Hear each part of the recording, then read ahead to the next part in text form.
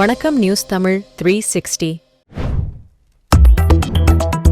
சென்னை அடுத்த மடிப்பாக்கம் தனியார் பள்ளியில் கலை மற்றும் அறிவியல் கண்காட்சி நடைபெற்றது.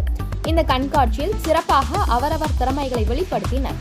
மாணவ மாணவிகளுக்கு பரிசளிக்க சிறு குறு தொழில் அமைச்சர் தாமு அன்பரசன், திமுக அமைப்பு செயலாளர் RS பாரதி அவர்களும் வெற்றி பெற்ற பிள்ளைகளுக்கு பரிசுகளை வழங்கினார்.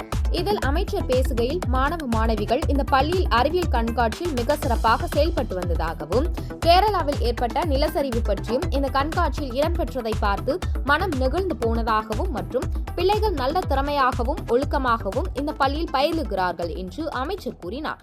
இதனைத் தொடர்ந்து இந்த பள்ளியில் முதல்வரை பற்றி இந்த மடிப்பாக்கத்திலேயே சிறப்பு பள்ளியாக பரிசு வென்றுள்ளது என்று எனக்கு பெருமையாக உள்ளது என்று அவர் கூறினார்.